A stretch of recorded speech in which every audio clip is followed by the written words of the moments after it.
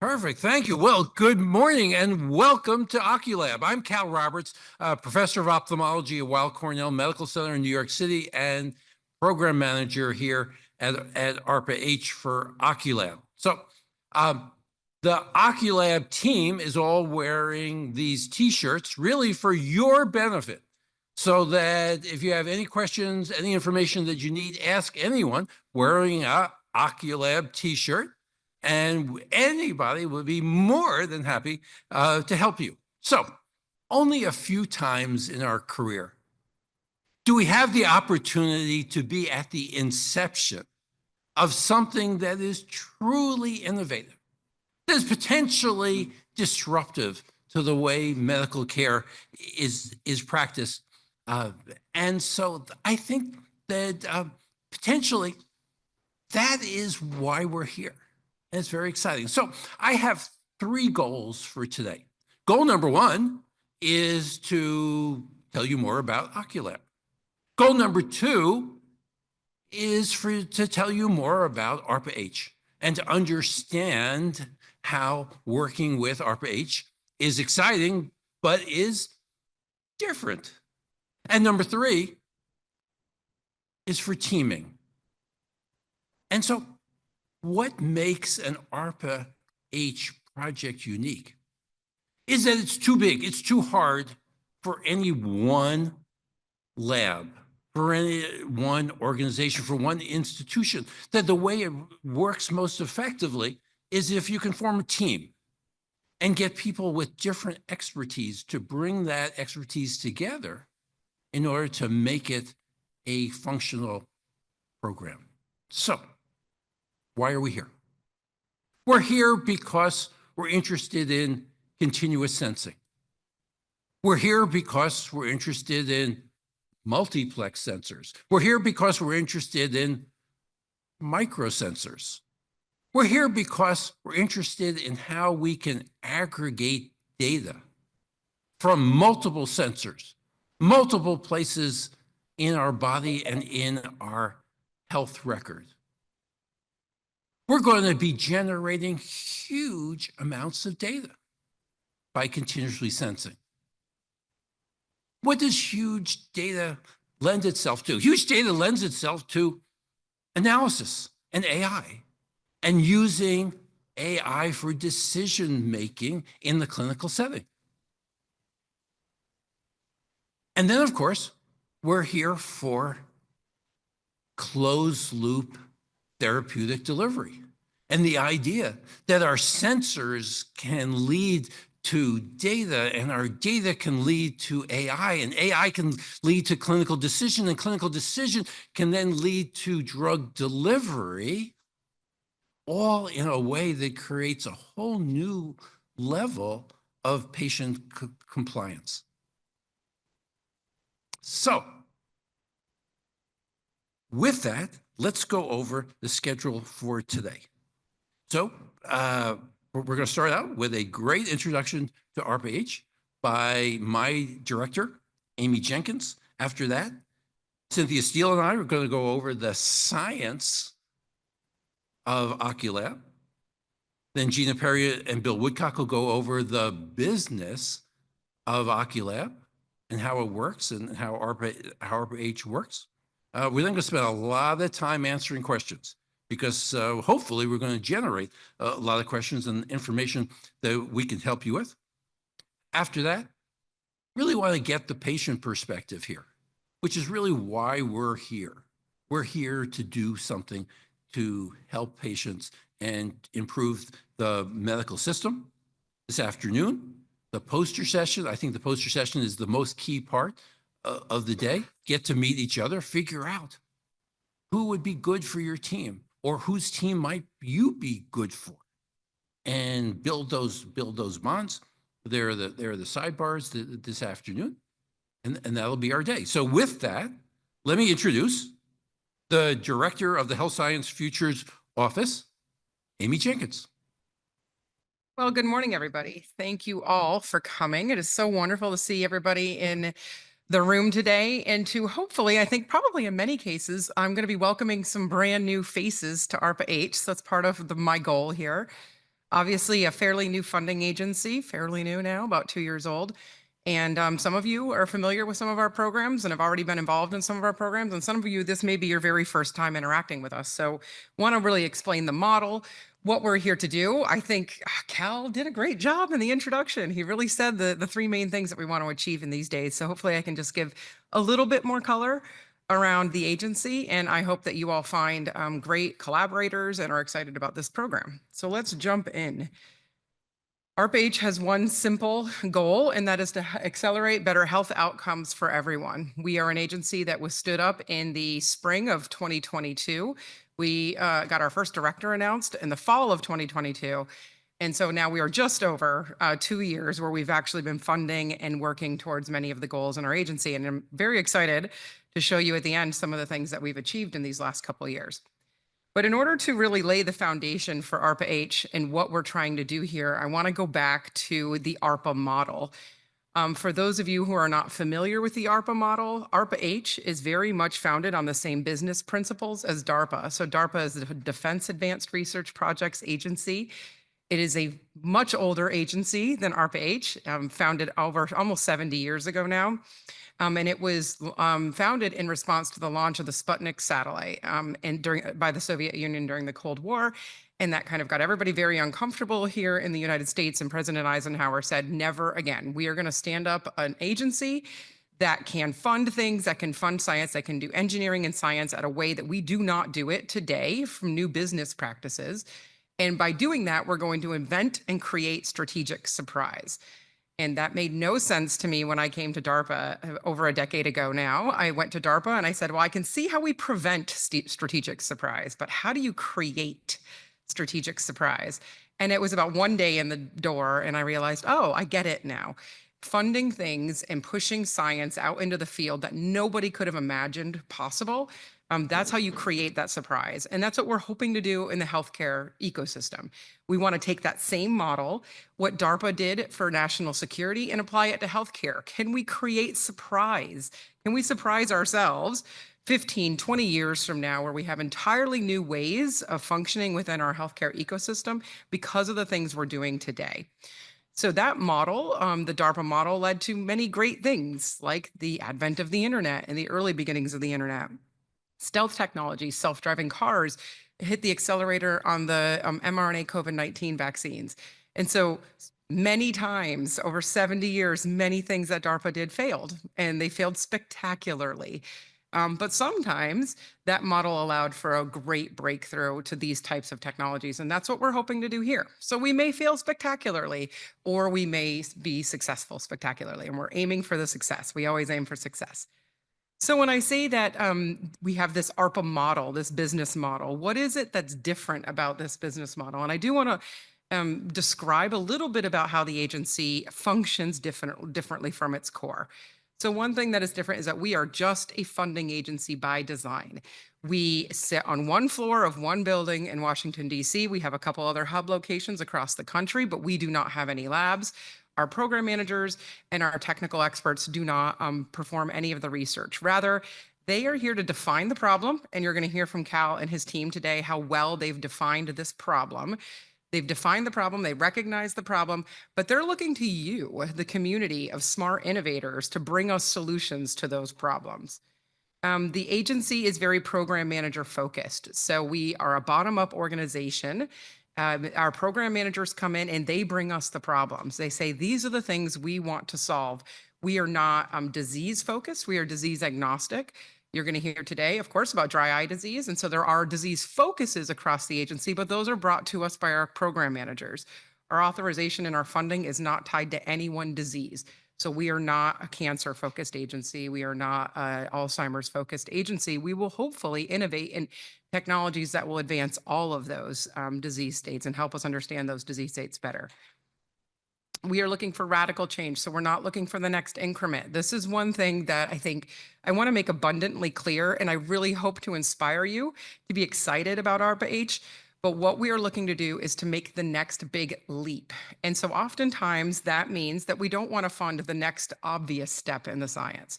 We want you to take a new approach and think entirely new, bring in new people, and think about what it would take to make that radical change, to leap the field forward 20 years, 15 years. That may be uncomfortable because you have grad students, you have postdocs, they need papers, they need publications. We are not likely the place to always propose those types of folks. We really want to take that next leap because papers, while super important and we love them and we will put them on our social media every time you get a publication, it's not the end goal. The end goal is develop that capability. And here you're going to hear from Cal and team about exactly what they want that capability to be. But the end goal is at the end of this program is to have that device, to have that capability that can then be pushed into the healthcare sector. So like I said, looking for radical change, our program managers have full autonomy. I'm here to guide, make sure everything is fitting within the ARPA model, but I am not here to prescribe what Cal and team are going to do, nor am I here to prescribe what they're going to fund. So one thing that is a bit different is that our proposals are not evaluated based on study section. Our proposals are evaluated by government reviewers. So we are evaluating the science, but then the final decision rests with Cal. Cal says, these are the teams that I want to fund. This is why I want to fund it. And many times, if you were to do a study section, people may say, oh, this is too risky. I don't know about this task. This seems wildly, it could be very, very risky. May even be a waste of money, some people might say. That's not what we're trying to do. We're trying to really push the boundaries here. And so we want Cal to say, okay, from a technical perspective, I think this is worth a shot on goal.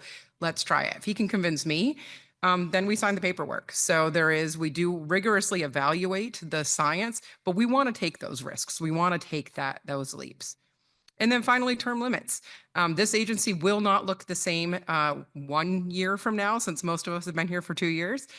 It will definitely not look the same 3 years and 4 years from now. So all of our technical personnel, our program managers, our leadership are all on 3-year terms, with the opportunity to renew for an additional 3 years for a maximum of 6 years. And then we have to leave. We are term government employees. And so what that does is that refreshes the ideas. It refreshes the perspectives every 3 to 6 years. This is very important for bringing in new ideas. It's also very important for getting new eyes on a problem and saying, okay, well, I see how this team did it, but I might want to take a slightly different approach. And that helps us kind of keep pushing that innovative engine. So what is the ecosystem that ARPA-H works within? So we work with many of our government partners. The NIH, we have NIH partners here today. We work with our federal partners in FDA and CMS. These are all parts of the ecosystem that we absolutely need to work within in order to make sure that our technology is possible. What I really want to highlight today is what we call performers over here on the other side of the slide. We don't call the people that we fund grantees. We don't call them contractors because we don't issue grants or contracts. We issue cooperative agreements and other transactions. So we call our teams performers. You all are our proposers and performers of the future. So these teams can come from academia, from large and small labs, from industry, from large and small companies. And we encourage the teams to be very diverse. And what we mean by that is that oftentimes the things that we are asking and the goals we're trying to achieve in these programs cannot be achieved by any one technical discipline in any one technical lab. And so oftentimes it takes academic labs coming together with industry to solve these problems. And that's why we hold these days. We want you to find each other. We want you to talk to each other. We want you to put together these teams. And oftentimes our teams can be fairly large mixes of academic and industry performers. So how do we get here? Just a little bit of an insight into how we progress from not having anything, from Cal walking in the door to standing here today. And so as Cal comes in the door, many of you are aware of the THEA program that this team has already launched. They launched THEA and then they immediately went in and started thinking about the next thing. So our program managers will often have anywhere between 3 and 5 programs by the time they leave in ARPA. And this is a perfect example, Cal's second program, OCULAB. So they come in, they spend some time, several months, talking to the community, talking to the other funding agencies to ensure that we are not being redundant and we're doing something new in the field. And then they work through this process internally, and then they launch the program. So that happened several months ago now. We launched and said, we're going to have OCULAB. And then we hold this day, and I think this is the most important meeting that we hold as an agency. so that you, the innovators in this field, can actually bring us these great ideas and meet each other. Then we'll go into proposal stage. You all will be very busy writing proposals and abstracts. Once those are received, Cal and team and all the other government reviewers will review those. And then awards will be selected for negotiation. Once teams are on once teams have their cooperative agreement or their other transaction in place, they will be performing the work of the program. And that will happen over whatever the course of the program is set here. And you're going to hear about more of that today. Sometimes it works wonderfully. Sometimes it doesn't work at all. Sometimes it kind of works. I think one thing that I want to highlight here is that we anticipate that things won't always work. We have flexible contracting mechanisms. We can make modifications. We can make changes. We can try new approaches. I've heard a really nice way of putting this. If all that is needed is time and money, it's not an ARPA-H proposal. Also, we do not want you to come in with the full solution. We do not want you to come to say, I'm going to do this, then this, then this, then this, and this, and then it's done, because that isn't okay. That's incremental. That's step by step. We want the jump. We want you to acknowledge the risks. Tell us, hey, this is what I'm going to do. These are the things that are maybe a little bit more straightforward. And these are the things that are absolutely crazy bonkers. And I know it. And I'm acknowledging the risk.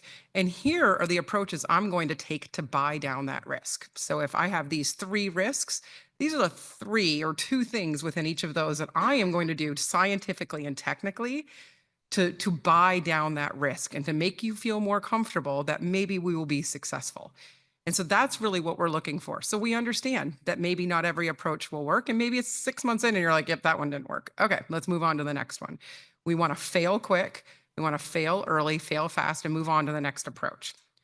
But occasionally, all of the efforts that you may come up with 6 different ways to do something. One of those 6 may work, and you may actually have wonderful success at the end of the program, which is what we're aiming for every day. And then we need to transition the technology. At DARPA, that was easy-ish. It was never easy. It's always difficult, but easy-ish in that we knew who the end user was. If you're making a missile, you know who wants your missile. This one's a little trickier, right? And so we know that the technologies that we're going to develop here are largely going to end up in the private sector. That's where they should end up so that they can be developed, manufactured, scaled up, and made commercial so that the healthcare sector can have access to these, so that patients can have access to these. And so in the vein of that, we have an entire office that is here to help with transition, to ensure that on day one, you have the IP protected, that you're talking to, if you need the help with entrepreneurs, how you may spin out this company, how you may get it licensed. We have a whole office that is focused on that, and that is also a significant portion of how these programs will progress over time.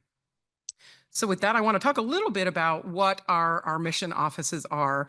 Our org chart is going up on our website very soon, but we have 5 technical mission offices at ARPA-H. The first is the Health Science Futures Office. This is the office that Cal is a program manager and that I'm the director of. This office is what some may call ARPA-H's ARPA office. So we are trying to do the craziest stuff. So I hope you feel that. I particularly feel it with OCULAB. I think we're doing some crazy wild things here. Love it. I just love the idea. This was just such an easy win. It was so obvious that we need to do this. But we're really looking to expand what's technically possible. Things that are not possible today, completely impossible, we want to make them a reality. And in 15 years, I am hoping that I'm maybe retired, maybe not. And I'm sitting somewhere sipping coffee because I will not be at ARPA-H. And I'm hoping that I'm seeing that these technologies are being used. Next, we have the Scalable Solutions Office. So this is kind of on the other end of the spectrum. So if Health Science Futures is inventing technology, if we're the 0 to 1 office, the Scalable Solutions is the 1 to many office.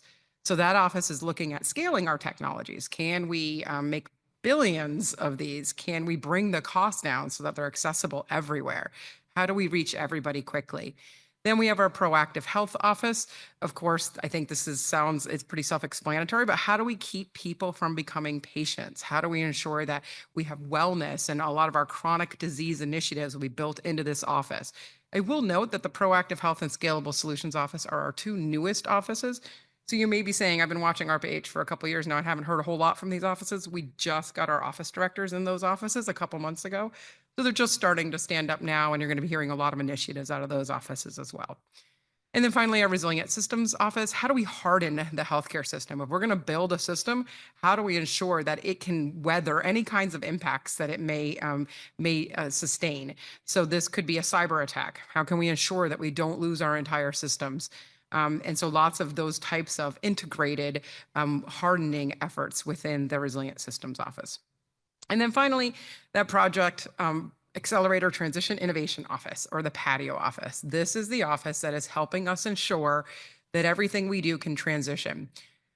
Now, transition occurs at the end of a program, near the end of a program. We don't have any programs ending. We just have programs starting. And the THEO program just announced its awardees a couple weeks ago. But this office is still very incredibly busy because they are embedded with the teams on day one.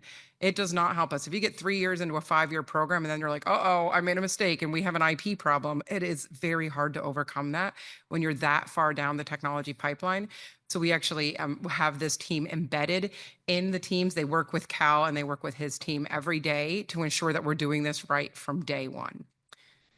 So with that, I just want to dig in a little bit more into the Health Science Futures Office. I am very excited about what we've been able to do in approximately the last almost 2 years now, since we stood up the office.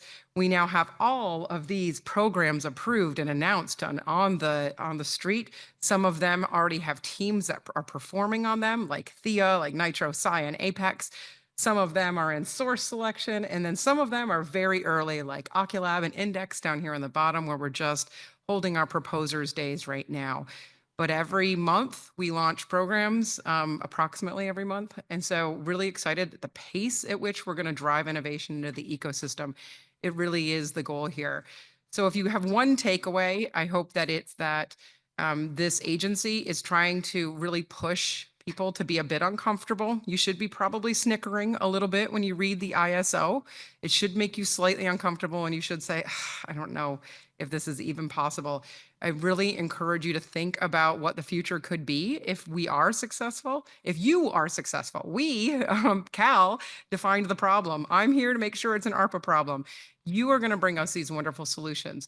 So I want you to sit in that uncomfort for a bit.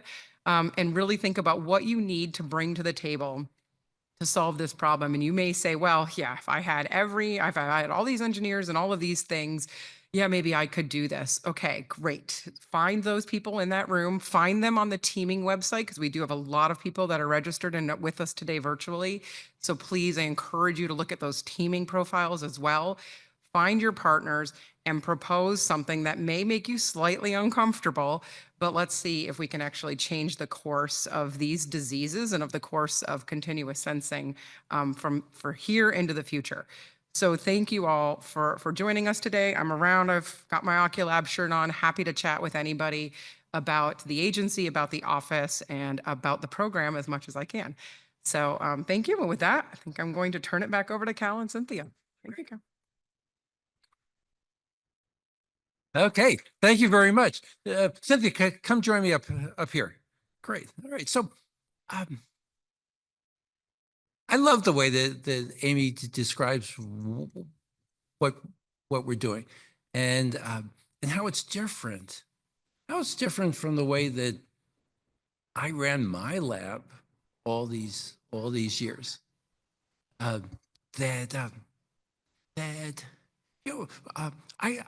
I ran my lab where I was looking for funders who would pay me to do what I want to do.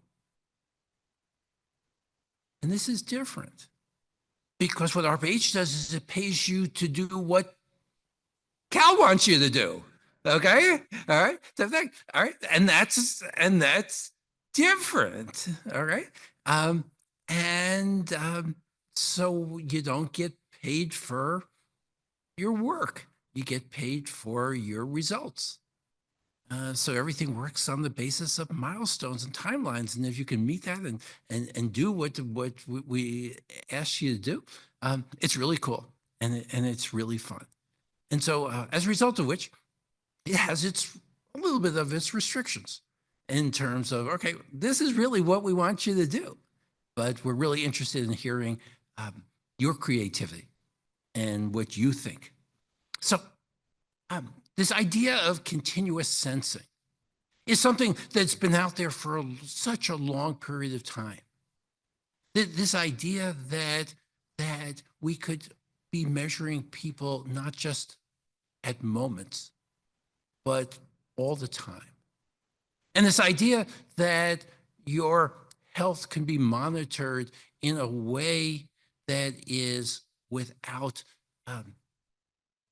invasion, without sticking you, putting you into a machine that is just occurring there. And so this has been around for a long time. A lot of people have tried different ways of continuous sensing of blood. And unfortunately, those programs have been unsuccessful because blood is really hard to continuously sense because it's full of stuff. There's like red cells and the white cells and there's platelets and all this kind of stuff, and it kind of mucks up the sensor.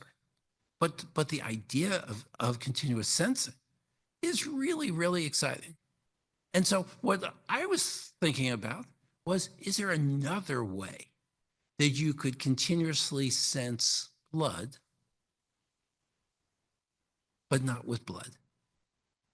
And so, and so that what if your eyes were not just windows to your soul, but they were windows to your health? And that's what we're looking to accomplish with OCULAB. And so when I say that the system is not ideal, it really tends to the thing. So what happens in the medical system? The medical system is you have symptoms and you go to the doctor. And what does the doctor do? The doctor does tests. And the tests are at one point in time, as if drawing blood when you go to the doctor is indicative of actually what's going on in your blood. That one point in time is indicative, or that one urine test is indicative, or that one scan is indicative of truly what is going on. And so that the doctor is now put into a situation in which the doctor makes decisions on the basis of a piece of information at a point in time. And then what happens? And then you prescribe medication. And medication is administered in a way that I believe is not optimal, because medication is all based on pharmacodynamics of peak and trough concentration. That you give somebody a medicine and you get high concentration, then over time it drops off, and then you give it again, and it goes up, and then you give it again, type of thing. And you're trying to keep yourself within some kind of a therapeutic window, but you don't want to give somebody too much that you're creating toxicity, but you have to have enough so you're exceeding your minimum effective levels, but you're going up and down. And is that really the way to administer medicine?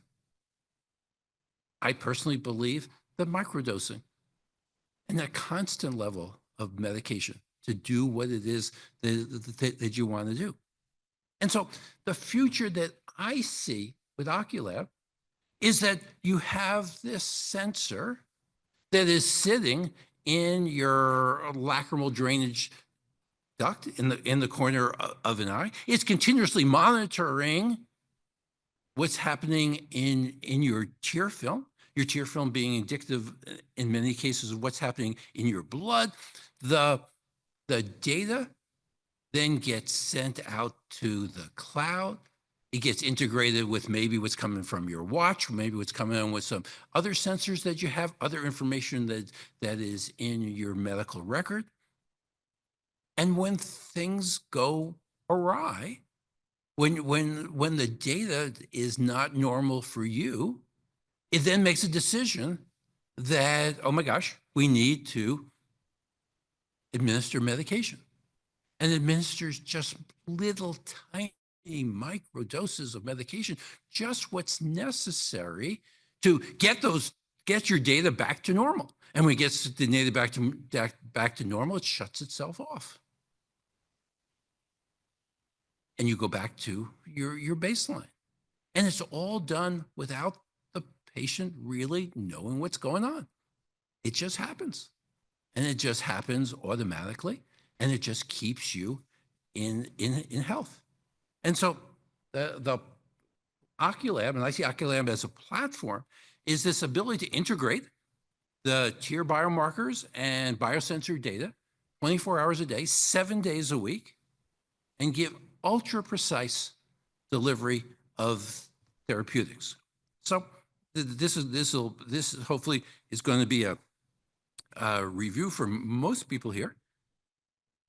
Do I just press go to get to run the video, or you can? Let's try. Okay, great. So as we know, that your blood is full of biomarkers that are indicative of disease, which is why we draw blood. But that same blood also circulates to your lacrimal gland. And in your lacrimal gland, tears are formed as a ultrafiltrate of your blood. And so the sense that the biomarkers that are in your blood, many of them are also in your eye. And so therefore it then bathes your eye and then drains down through these two ducts in your upper and lower lid and drains down into the back of your nose. And so that the OCULAB sensor could then be placed in the lacrimal duct where you don't see it, feel it, whatever.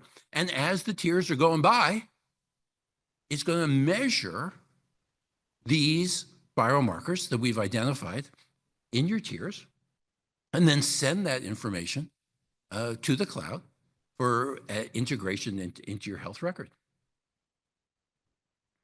So with credit to my colleague Cynthia, tears may be the solution to continuous monitoring. I tried to get a laugh out of the people, but I didn't get it. That's okay. That's okay. This is our modest attempt at a pun. But anyway, so compared to blood, tears require no pre-processing. You don't have to, not invasive. They're right there. They're clear. They're cell-free. There are lots of proteins within them. You can just measure them where they are. You have to take them out in order to do this. Consequently, you can monitor them continuously because they are clear without a lot of cellular debris, much less likely for fouling. And consequently, we believe that you could have sensors there for at least 6 months.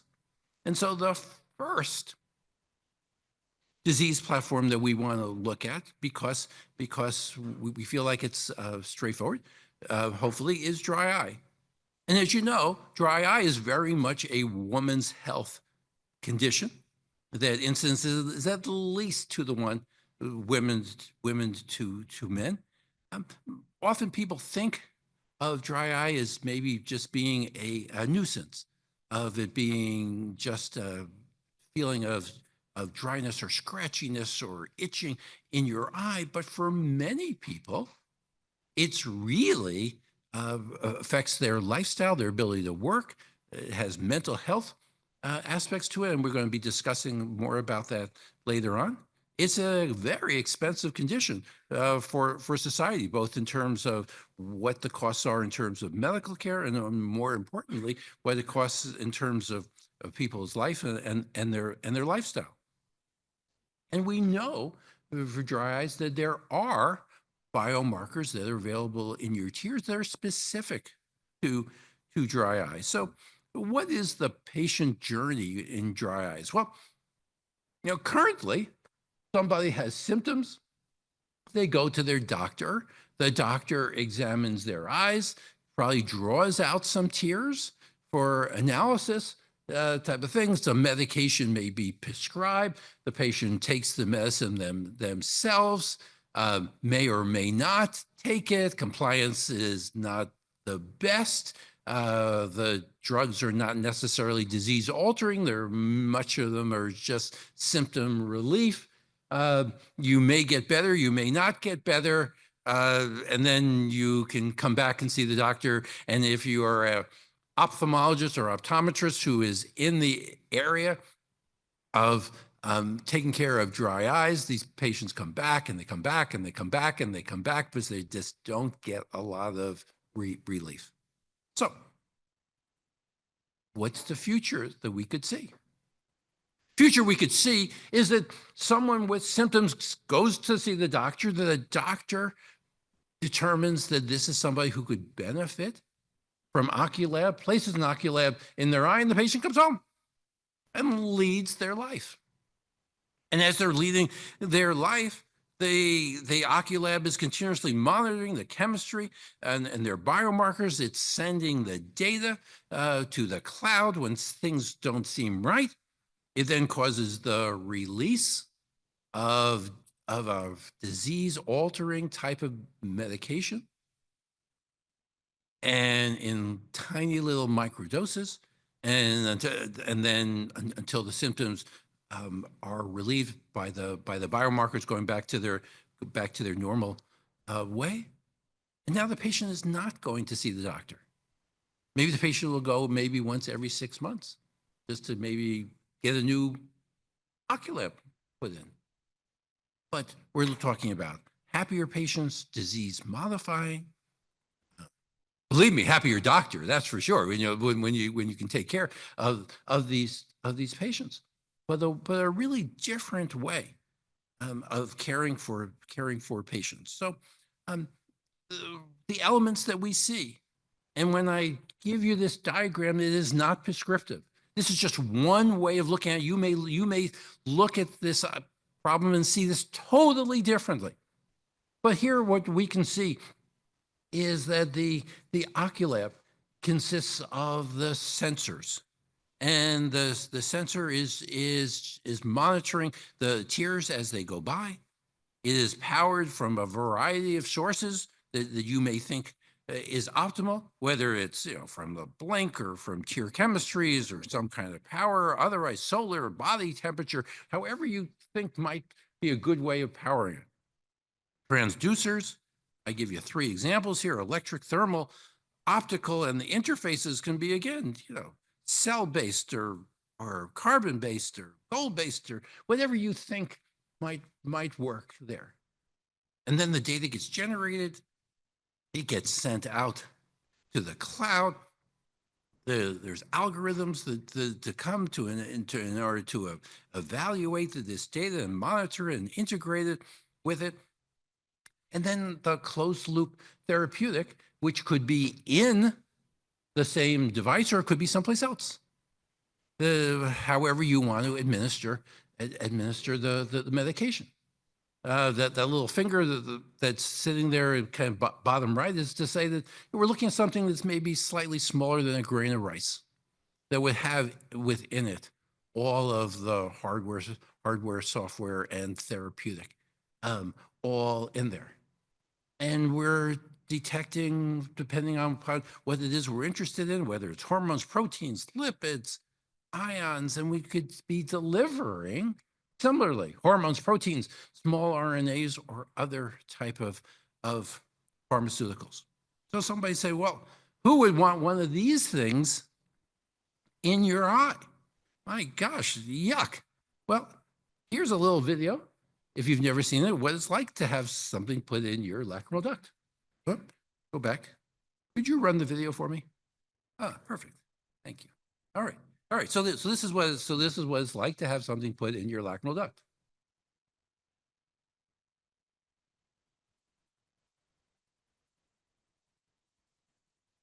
So that's it. A couple seconds. You don't see it? You don't feel it? Oh, it's not that bad. Oh my gosh, Janae, I thought she's gonna fall off the chair there. My gosh. All right. All right. All right. So anyway, so that's what it's like to have something that's to put it in your lacrimal duct. And with that, let me introduce Cynthia Steele to go over our technical errors. Thank you, Cal. I think the video got more of a laugh than our solution joke, so tough audience. So thank you all for being here today. I'm going to go through the really fun part now. So we're going to talk about the science and the technical areas and how we see you going about the OCULAB program. But of course, in some ways, we will be very prescriptive on what we want. And in other ways, we know you are the experts and we want to give you the freedom to do this however you see fit. So the OCULAB program is going to be broken down into two technical areas or TAs. And we ask that all performer teams commit to doing both TAs. So we won't have TA1 teams only and TA2 teams only. We have integrated teams. TA1, as Cal mentioned, is going to be the continuous monitoring nanosensor. And TA2 is going to be the accompanying closed loop therapeutic dosing device. And I'll go into detail about both TAs now. So here are the conditions for TA1. And what we are looking for here, as Cal said, is a tear duct-based nanosensing device. And that is important. I want to emphasize that what we are not interested in is contact lens-based sensors. At the end of the 4-year program, we want the sensor to have a longevity of at least 6 months with the ability to continuously monitor. And in this case, we're defining that as at least 4 times an hour, hopefully more, with of at least 2 established biomarkers per disease state. And I'll go more into that in a minute. Furthermore, the sensor must be able to wirelessly communicate with the delivery device via Bluetooth, near field communication, or some other technology that you know of. And we also wanted to communicate with the cloud for data storage and analysis. On the bottom right, we list some of the metrics, so we'll ask you to shoot for the interim and in the final product. Again, I'll go into more detail later, but I want to emphasize right now something you're going to hear me say a number of times. You're going to hear my colleagues Gina say and Bill, read the ISO. Those are going to be my 3 favorite words for today. Read the ISO. So anything that we say here, if the ISO says something differently, you go with that. And if you need more detail, start there first. Anyway, so these metrics are how we're going to measure success of the sensor and success of the program. So we urge you to read that very carefully and take these metrics into consideration. And on the upper right, we list the items that are not going to be prescriptive. Again, you are the experts. So, we list some potential approaches for the type of sensor, the biomarkers you might want to consider, some powering mechanisms, but as long as you can meet the metrics and you can convince us that you can do it and within budget and within time, then we're happy to consider your approaches as well. So I'm going to spend a little time on this slide because it can get a little confusing, but we have for TA1, we have options for 3 different tracks, and they're labeled tracks A, B, and C here on the slide. As Cal mentioned, our first target is going to be dry eye disease, but we fully acknowledge that there are a number of other disease states that would really benefit from continuous monitoring. Furthermore, Amy did a wonderful job of telling you that we really want you to think big. We don't want incremental gains. We want something really big and out there. And so we know that there are some of you out there thinking that we're aiming too low. Well, okay, then we want you to tell us what you want to propose. And so that's why we created these 3 tracks to give you some flexibility. And as I like to say, because I used to love those create your own adventure books, choose your own adventure, you get to do the same thing here. So, and I want to start with the advanced studies track all the way at the end of the slide. So that is optional in some tracks and it's required in others, depending on which adventure you choose. So this track allows you to create a second sensor and really explore some of those moonshot or experimental approaches. And I list a few there. If you think we're not looking for enough biomarkers, by all means, you can look for as many as you want. You can choose multiple disease or inflammatory states. The caveats that we would say here, and this is going to apply to TA1 in general, is we want to see some peer-reviewed published data to justify your choices. Or at least we want to see some preliminary data that you haven't published from your lab or your collaborators. If you're so inclined, you can create a sensor that detects chemical or biological threats in combat zones. You can explore alternative power sources, different interfaces, different transducers, whatever you like. I'm going to show you a timeline slide in a few, and again, that's also in the ISO. But I'll let you know that if you choose the advanced studies track, that R&D is going to begin after phase 1. So we want you to do phase 1 for the dry eye disease sensor, and then you can start pursuing the advanced studies track. So let's go into the default tracks right now. So in each case, you must create a sensor that can detect at least 2 biomarkers of dry eye disease, and one of those biomarkers has to be tear osmolarity. If you choose track A, well, that's all you have to do. But then you have to participate in the advanced studies track. And if you choose the advanced studies, if you choose track A, you can do dry eye disease for advanced studies as well. That's fine, as long as you meet those advanced studies metrics. Track B involves the creation of a single sensor or single device that can detect 2 biomarkers of dry eye disease. Again, one is tear osmolarity, and then at least 2 biomarkers of another indication of your choice. If you choose this track, the advanced studies track is optional. And then finally, track C is similar to track B, except you can create 2 separate devices. And again, one for dry eye disease, the other one for the indication of your choice. Both sensors must detect at least 2 biomarkers, and one of those must be tear osmolarity. So I know this font is very small, and I know there's a lot of detail here. Again, read the ISO. It's all in there. But I'll spend a little time on this. Broadly speaking, the OCULAB program is split up into 3 phases, and you can see the phases right on top. The first phase, phase 1, is an 18-month R&D phase. At the conclusion of phase 1, we want to see at least 1 ocular nanosensor device prototype. This prototype must meet the physiological size restrictions of the lacrimal canal. It must be hollow or permeable to allow the free flow of tears. The longevity must be at least 1 month. And it should be able to read at least twice an hour with at least an 85% sensitivity or specificity.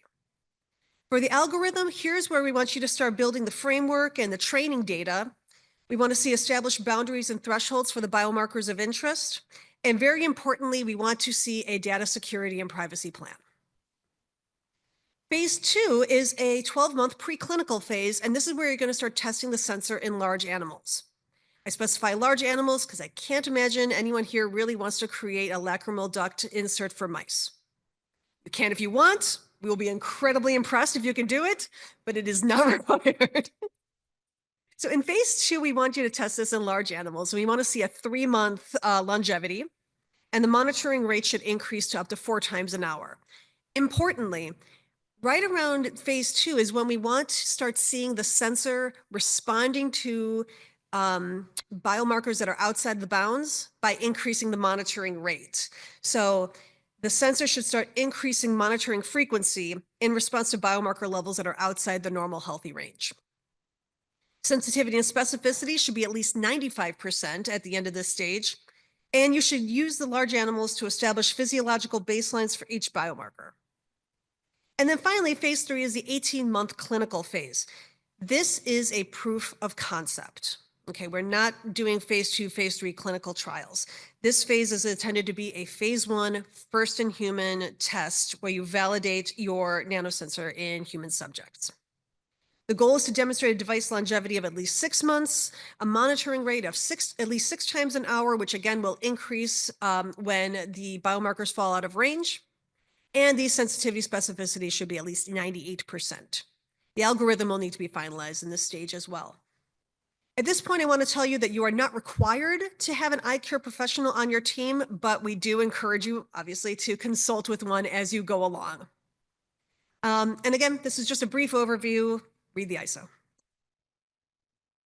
Moving on. So this is TA2, the closed-loop therapeutic device. 2 important things I want to hammer right off the top. Here, and those are there on the upper right. We are looking for a disease-modifying therapeutic. All right. We don't want anything like artificial tears that are just going to relieve your symptoms. We list DHEA or testosterone here as an option. That's based on our literature searches and our conversations with folks, but we encourage you to go to the literature, talk to your colleagues, and think of whichever one you think would fit that bill for your team. The second important point is that this form factor can either be the same as the TA1 sensor, they can all be in the same housing, or you can do it in a separate housing as long as it still resides in the periorbital region. But again, the conditions are to create a device that will connect to the sensor via Bluetooth, NFC, or another technology, and administer this disease-modifying therapy only in response to a signal from the sensor. Of course, there should be a fail-safe in place in case that connection is lost. And by the end of the program, we want to see the device longevity of at least 6 months. That's all in the bottom right there. It should have a response time of 5 minutes or less and should have at least a 98% dosage accuracy in humans. We break that down just a little bit further. The metrics for TA2, this is an overview again, read the ISO. Again, this program is broken down into 18 months of R&D, 12 months preclinical, and 18 months clinical. And in phase 1, we want to see you identify a disease-modifying therapeutic that you will utilize and produce at least one ocular therapeutic device prototype. In this stage, the device should have a longevity of at least 1 month and should be able to respond to a signal from the sensor within 15 minutes at most. You'll see a timeline in a few slides, but in phase 2 is when we want you to start integrating the sensor and the therapeutic. So this is when TA1 and TA2 are going to start coming together. It's going to be during phase 2. But here for TA2, we want to see a device longevity of at least 3 months and the response time whittled down to no more than 5 minutes. The dosage accuracy should be at least 80%, and therapeutic efficacy will be determined by quantifying tear osmolarity and other biomarkers of interest. In phase 3, you'll be asked to test the integrated sensor and delivery device in patients, again, as a proof of concept. Here, you must demonstrate device longevity of at least 6 months and a response time of no more than 5 minutes. Dosage accuracy should be no less than 98% of the target. And again, we will be determining therapeutic efficacy by quantifying biomarkers. And also, we encourage you to do clinical testing or administering dry eye patient questionnaires to determine efficacy and patient comfort. So this is the timeline. Again, this exact timeline is in the ISO. But you can see, again, integration in that bright pink box. The integration takes place in phase 2 and early phase 3. And phase 2 as well is where you should begin the advanced studies track if you so choose. So as Cal mentioned, we see OCULAB as a health platform. We're starting with dry eye disease because those have very well-validated biomarkers, but there are a lot more. And again, you'll see that in the ISO. So we see this as having a huge amount of potential. And so we want to see what you guys come up with in terms of other disease indications or other inflammatory states where this could be used. And I want to close with a timeline. I'm sure this is what everyone's starting to think about now. How much time do I have to do this? So we are here today. December 12th is Proposers Day. You will have just about 6 weeks from now to form your teams and submit your solution summaries. The deadline for that is January 27th. We will take the month of February to review and provide feedback. And when Gina comes up here, she'll talk a little bit more about that process and how that looks. And then you should have your responses by the beginning of March.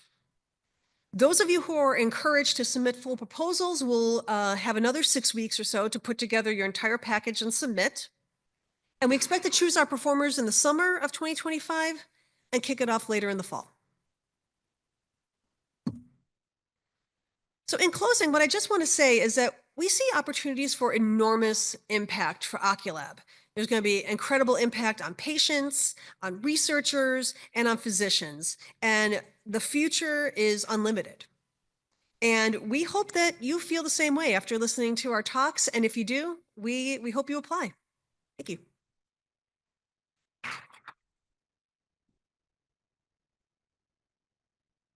So I'm an ophthalmologist, and I work at Weill Cornell Medical Center in New York City. And when I go to work at 7 o'clock in the morning, ophthalmology is on in the building where I am. Ophthalmology is on floors 10 and 11. But for sure, the elevator is going to stop on floor 7, because floor 7 is where in vitro fertilization takes place. And so at 7 o'clock in the morning, there are at least 100 young women who are showing up for their daily blood tests. And they have to come 7 o'clock in the morning, 7 days a week, weeks and weeks at a time to get their blood drawn. The blood goes to the lab. They then get a call sometime in the afternoon from the nurse practitioner who tells them how much medication they need to take that day. That's barbaric. Okay. I mean, in 2024, why do we need to be pricking a woman every day at 7 o'clock in the morning? And what's so magical about 7 o'clock in the morning? The only reason why it's 7 o'clock in the morning is because that's what's convenient for the office. So they get the blood at 7 o'clock in the morning, gives them time to go to send it to the lab to get the information back so they can put it together, have it to decide what they want to do and make the call. There's nothing magical about 7 o'clock in the morning, that it's the best time to be measuring whether it's your estrogen or your progesterone or your HCG or whatever it is that you're measuring. And that one data point is specific for what you should do. I see a world in which if you're going to have IVF, you get an OCULAB. And it's measuring all those hormone levels continuously. And it's giving that doctor data that they've never had before, that they get to see much more as to what happens on the course of a day. And maybe find out that actually it's not 7 o'clock that's the most diagnostic for what your levels is. Maybe it's 2 in the morning, or maybe it's 3 in the afternoon. And so that you can be more precise and do a better job. So what's involved in IVF? So what happens? So you get your eggs harvested, you have the fertilization, you have the reimplantation, all these steps that are going on. What is the biggest profit generator for the IVF organization? The lab. That's where they actually make the money. They make the money on those daily blood tests all the time. And so we have this huge cost to society and to the whole process just by drawing all those bloods that I just don't think are necessary. So it was the fact that I know when I go to work that I'm always going to have to wait at floor 7 to get up to floor 11, which is one of the motivators of OCULAB, to see, gee, if I could come up with a way that these women don't need their blood drawn, I can get to work faster because the elevator doesn't have to stop. All right. So, but I'm sure you can come up with other medical conditions where continuous monitoring is going to be valuable. Gee, I was speaking to somebody the other day who's working with NASA about the sending our astronauts to the moon. So how are they going to monitor the health of our astronauts? Well, they're going to be gone for a long time. I mean, how are they going to do that? And so they have some pretty cool ideas. So they're putting some sensors that are in your spacesuit that are kind of measuring your, respiratory rate, heart rate, all this kind of stuff. But they don't really have a way to be continuously monitoring what's happening in somebody's blood. So how about if we put an OCULAB in our astronauts? And so that while they're in space and on their way to Mars and type of thing, we're getting continuous information on their health, which is important both to them individually and to our better understanding of what happens for long-term space travel. Understanding how to work with ARPA-H is not obvious. But fortunately, we are blessed with someone who can really explain this. Please welcome to the podium Gina Perry and Bill Woodcock.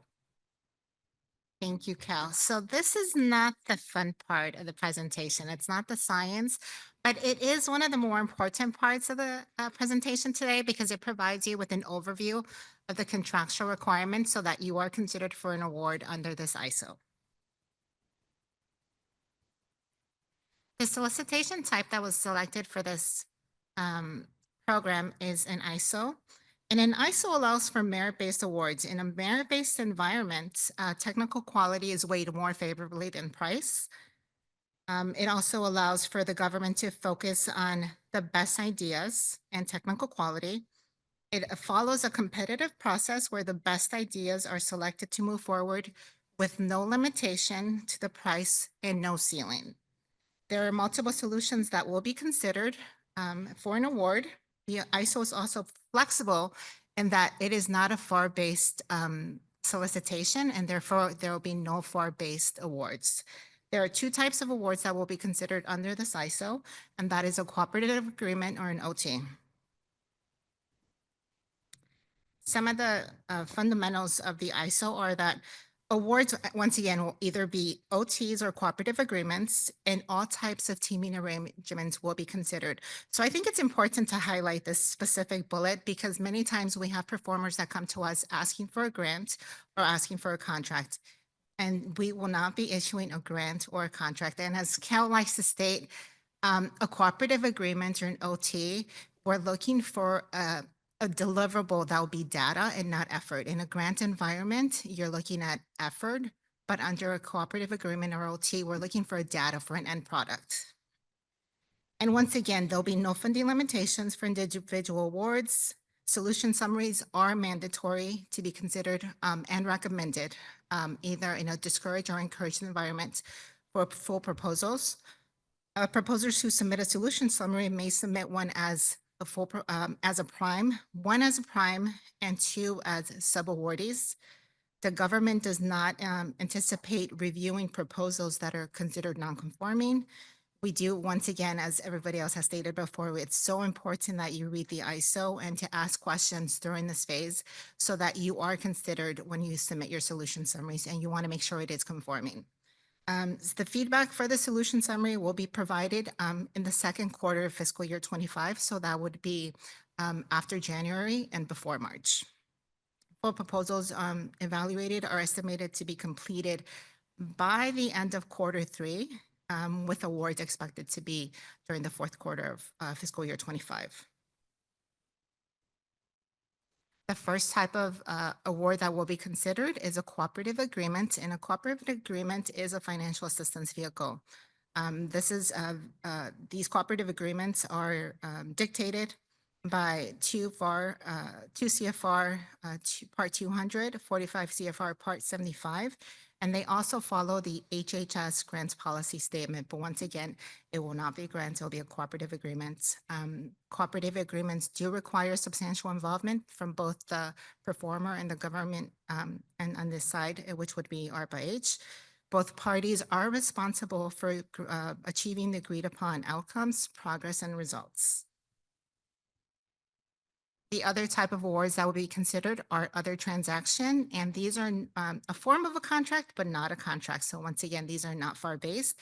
And one of the advantages of an OT is there is a lot of flexibility in the articles that are included in the terms and conditions. So typically in a FAR contract, you have provisions and clauses that are driven by the FAR or the DFARs. In an OTs, we have articles that are drafted by the agency. And so there is a lot of flexibility to negotiate terms, to negotiate IP, which I think is very important to everybody that's here in this room. IP is very important. So that is one of the terms that we are able to negotiate under an OT. Eligibility information. At this time, we are not considering awards to FFR, D&C, but there is a section within the ISO, which is section 3.1, that provides you additional information if you are an entity within an FFR, D&C, where you may contact us via the email provided, and we will gladly meet with you and discuss any information that you're willing to share with us. We do ask that everybody that is submitting a proposal, submitting a solution summary that you do have an active SAM registration. This includes the PI or principal investigator.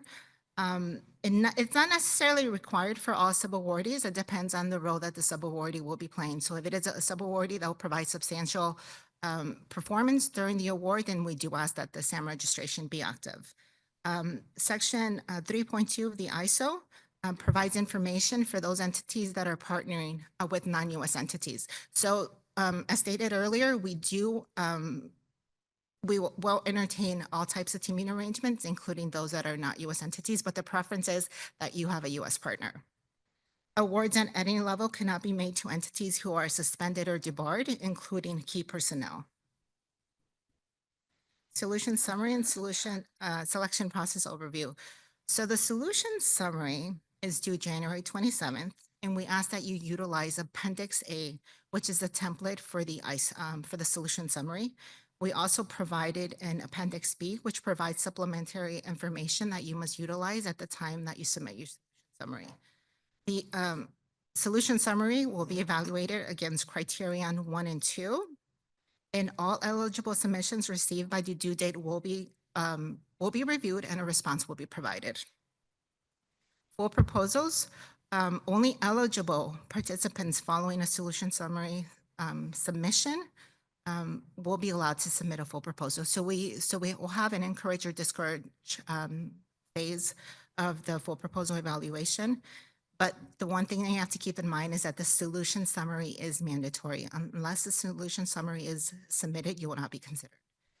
And we ask that you follow the guidance that's provided within Appendix C and also Appendix D, which is a template that provides you with the cost proposal evaluation, cost proposals spreadsheets. And the full proposal will be evaluated against criterion 1 through 4. Some of the key highlights is that the solution summary and full proposal will be independently reviewed, so they will not be compared to one another. And so once again, it's because we're looking at multiple solutions for one problem, so there will be no comparison between the performers. Each step, including notifications, will occur as quickly as possible, since I know that Cal and his team would like to get this awarded by the end of fiscal year 25. And the process is crafted to reflect urgency of the program and to reflect as respect to the effort and time it takes to draft and evaluate full proposals. So as long as you are reviewing the eligibility information within the ISO and conforming to it, you will be considered. And this provides you with the 4 criterions. The first criteria is the overall scientific and technical merit, and that will be utilized for the solution summary and full proposal. Criterion 2, which is the potential contribution and relevance to the ARPA-H mission. That will be considered for the solution summary and full proposal. Criteria number 3 is the proposer's capability and or related experience, and that would only be applicable to the full proposal. And criteria number 4, which is price analysis, will be applicable to the full proposal. Final guidance. I think it's so important, as Cynthia has stated before, is just to make sure you're reading the ISO. If you have any questions, if there's any information that's shared here today with you that differs from the information that is in the ISO, please do reach out to us, utilize the OCULAB email that's been provided, and do make sure that you're monitoring SAM.gov, because that is where we'll be issuing amendments to the ISO.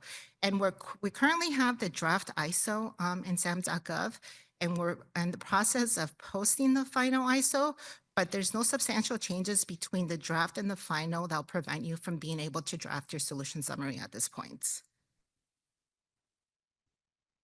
Next, I'll turn it over to Bill Woodcock, who will provide you some information on the cost proposal worksheets. Do you have anything? You're good? Okay. Thank you. Well, thank you, Gina, and welcome everybody. My name is Bill Woodcock. I'm the business and financial manager for Cal's portfolio. Many of you have talked with me already on over email about your sidebars, so looking forward to being part of those today. And for those of you who are watching virtually, you'll be receiving your link to your sidebars either Friday or Monday. So this is, I've heard Gina's talk a few times, and I swear I don't know what she's talking about, because this is the most fun part of the day. for a few reasons. One, I only have 6 slides. 2, you get to go on a break after you hear me blather for 10, 15 minutes.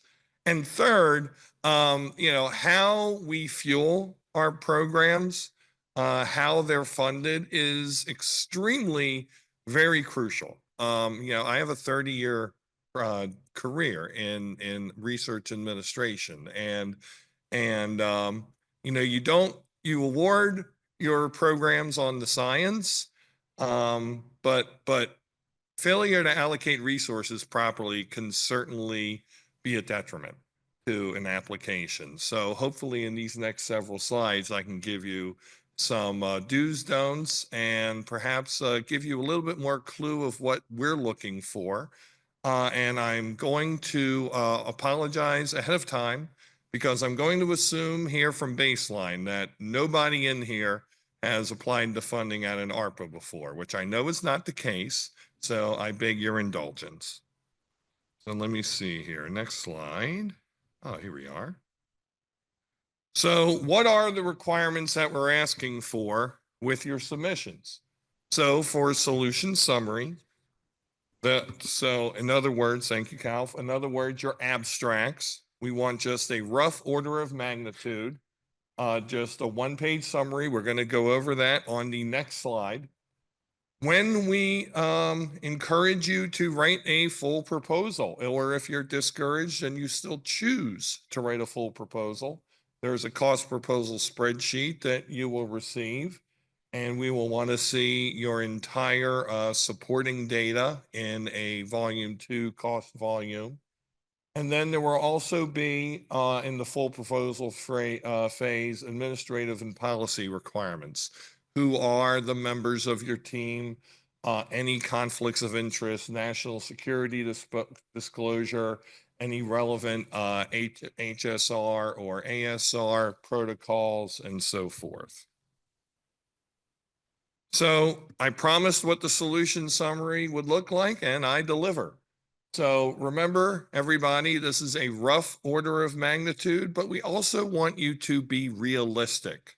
It is not fair or in our best interest to receive, for example, a solution summary or ROM that, say, is $10 million.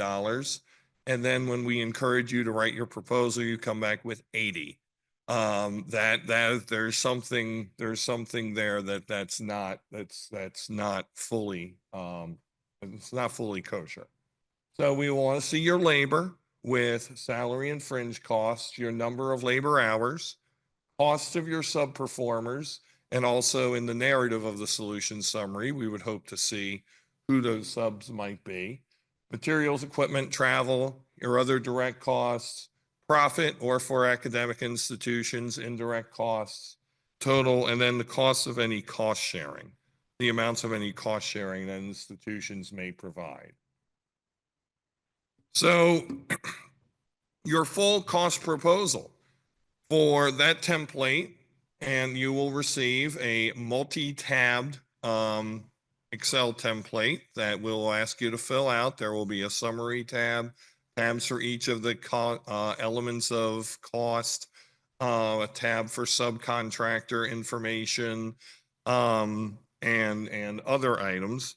So please fill it out completely. Not just you as the prime proposer needs to fill it out, but each of your subcontractors needs to fill it out, and everything needs to roll up. Everything needs to tick and tie. So make sure you work with your various research administration or grants management or whatever you call them at your institutions to make sure that everything matches. Subs must provide the same level of detail as the prime. And also, let me just add on to that point. You can have subcontractors of subcontractors. They also have to fill out these spreadsheets to the same level of detail. And then there's where you can submit the documents when they're completed. For your volume 2 cost proposal for the narrative, all of your materials items, all of your equipment items, all of your other direct cost items, each of those individual items has to be identified on your spreadsheet with a code, MAT001, EQ001, for example, and then the according cut sheet, vendor quote, web price has to be attached as part of your volume 2 as supporting documentation. Summary information, you know, do we have a ceiling? We do not have infinite money. What is that ceiling? We're not going to tell you. As you will hear when we go over the fact, we want you to propose an amount that is realistic to do the work that you're proposing to do. Don't undercut, don't overpromise, be realistic. So, or how many awards are we going to give? Yes, that's that answer to that question. So, you know, don't worry about all of that. Focus on your own effort being the best product it can be. So we will be evaluating all proposals for award. They will all receive the same consideration. And remember that even if and when we select you for funding, that is not where the process ends.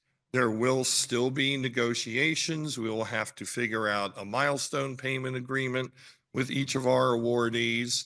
And so funding will come in form of payments based on the achievement of effort towards milestones. So I'm about to wrap up, amazingly enough. So I'd like to close on some do's and don'ts for putting together your cost proposals. Be mindful of the phase duration. The duration of our phases are not equal, so be mindful of that. Please, again, include anything that you believe is relevant to your cost proposal. The theme of this proposal is we want your best and final offer. You know, we mentioned cost sharing in here. Cost sharing is optional. And I don't want that comment at the bottom. It will be considered favorably to mean that we prefer cost sharing. That's not what we mean at all. It means we consider it, you know, we will appreciate that you submit to us a full proposal. Cost sharing does not give you any advantage or bring you a disadvantage. But we do want to understand fully what resources you're going to be pulling from in order to do this work. You can come back to us after the fact or when we're in award negotiations and say, oh, by the way, we want to do some cost share. Make sure you include all of your supporting documentation. Having gone through this already with one program, I will tell you that that is the single biggest thing that holds up awards, is including all of those cut sheets, all of those vendor quotes from, pardon me again, consultants or clinical trial organizations, contract research organizations, anybody you may bring in to help. We do need to have that documentation. Gina and her team needs to have that documentation, so please provide it. Please, when you're scoping out what your cost proposal was going to look like, the timing for equipment purchase needs, the timing for animal subjects research, the timing for hiring if you have a large number of TBD staff. If there's a large number of TBDs in your proposal, consider whether or not all of those people will really be present on day one, or will they be there during year one, and how much of them. Again, the overview of this slide, the take-home message of this is be realistic. Please draw in your cost proposal, relevance and connectivity to your technical and management approach. We all read everything in our program. You know, our tech team reads the cost proposal. I read the technical proposal. If there's something in one that doesn't marry up to another, it's a thing we'll notice. And then last slide, just some don'ts. And these maybe go without saying, but they have to be said anyway. Don't change the formulas in the spreadsheet. If they must be changed to match whatever your business practices are, make sure the total amount tab accurately reflects the costs and make a notation.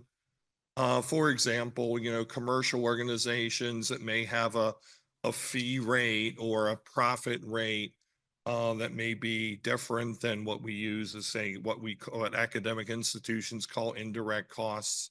Please make a notation. Don't alter the Excel spreadsheet. You know, don't delete a row or column. You'll break it, and then false numbers will come through. We've had that problem in the past. Just ignore it or hide it. And lastly, but very importantly, to hearken back to something Amy said at the outset of today, just as you don't want to undersell or oversell the science, don't cost strategize. If you're thinking about a lowball approach because, oh, it's going to be a mark in your favor, please don't. Again, we're going to look at the two and see how they match up. And if the costs aren't realistic with the work, or if the work isn't realistic with the cost, we will certainly notice. But also, don't gold plate either. You know, don't say, well, we're going to be super audacious, super bold, and it's going to cost this. You're not going to wow us with a bottom line. You will wow us with a bottom line that is incredibly reflective and thoughtful and realistic, given what you're asked to do, which is a lot. So with that, I am done. I am here to answer any questions any of you may have during the day. I'll be at your sidebars, as will Gina, and I'll give the floor back over to Cal. All right, Bill, thank you. Gina, thank you. For those who are virtual, let me tell you what's going on here. There's about 50 of us here in the room. For those who are in the room, there's about 100 people who are virtual. So it's about a total about 150 people here today, and I appreciate all of you. After the break, we're going to take a break now. After the break, I think we're going to get into some details and answer some questions that have been submitted in advance. So let's take a break, and we'll see you back at 10:45. Thanks so much.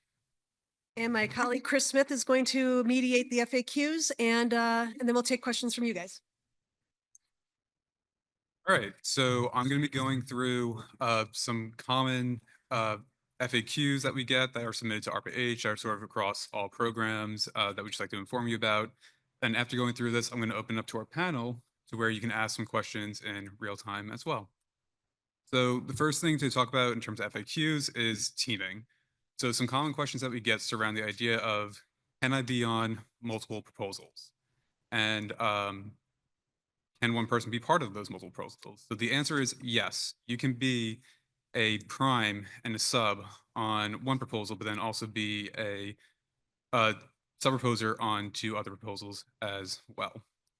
The next question that we also get is, do we have to partner with folks from industry, academia, or another type of organization? The answer is no, but we do like to see teams coming in and proposing with, you can say, sort of diverse organizations, whether it's mixtures of academia, industry, or elsewhere. Next question is there a limit to how many institutions can team? There is no limit, but what we'd like to see is that when you are proposing with your team, that every single institution has a detailed budget that is submitted. And with that, you also provide the program management structure and explain how you'll be coordinating your team. To continue on the subject of teaming, Another question we get is, can we have multiple principal investigators, PIs? The answer here is no, there will be one PI and the rest will all be co-investigators on that proposal. Another question is, can we change teams partway through the program? So you can change teams partway through the program. Typically, this is more rare cases, but if this need arises, we do ask that you work with the ARPA-H team or OCULAB team to get the approval for that team transition, and it'll be more handled on a case-by-case basis. The last question for teaming is, will you help us establish teams, and can you make introductions for us to expand our teaming capabilities? The answer is going to be no, we can't help you form your teams, but though we do encourage the diverse and capable teams, please take advantage of your time here today at this Proposers Day event, where there'll be the poster session, for example, or time during lunch for you all to meet and network with each other. Another sort of medium that you can work through too is the OCULAB teaming profile page, where any of you are welcome to submit your organization's details as it pertains to the OCULAB program. And I will leave this up for 2 more seconds just for anybody who's interested in looking at it now. All right, to move on next then is the program metrics. So a common question we get is pertaining to the what looks like aggressiveness of the metrics. And do we really expect performers to hit all these metrics? We do expect performers to hit these metrics and to work hard to meet those metrics overall. And we set the bar really high with that acknowledgement that at times science can fail, and that's something that comes along with the scientific process overall with technology development. Another related question to this is, what if you do not meet the metrics for your project? Will this stop the project? The answer here is going to be that the metrics are not meant to be go or no go. It won't essentially stop the project, but it will be, the metrics are more used to help track the performance and progress on such project to inform the state of the technology of the program and the amount of progress that has been made across all phases of the initiative. Continuing with the metrics, another question we get is, we have an advanced prototype. Can we go faster than the milestones that you have scheduled? And yes, if you're coming in with an advanced prototype, we'd love to see that you have that head start. And as long as you're meeting and exceeding all the technical metrics and guidelines, keep going. Next question is, do you have any preferred technological approaches for OCULAB? We are going to entertain all approaches that are proposed as long as they fit within the TA guidelines and can be used to satisfy the metrics proposed in the ISO. So common theme that you heard today is always go back to the ISO. A lot of your questions can be answered within that. What if I want to use metrics that are not mentioned in the ISO? We are open to hearing more about any sort of metrics that we may have missed. A lot of the metrics that we provide in the ISO have been made by talking to experts such as yourselves, but we're happy to hear more and potentially amend the ISO if needed to entertain more metrics. The next section for the FAQs, meetings and technical. So a question we commonly get is, can we meet to discuss a proposer's idea for their technology? Unfortunately, we can't discuss concepts that a potential applicant might be considering to submit to the ISO. Another question is, can you tell us if you like our technical approach? We will evaluate and provide feedback on technical concepts once they've been submitted as an official solution summary to the initiative. So that's one thing to keep an eye on is, please submit a solution summary to the initiative if you want feedback, and that will help inform your proposal, which I'll touch base on in a second. Last question for this is, what if I have an idea that is outside the scope of OCULAB?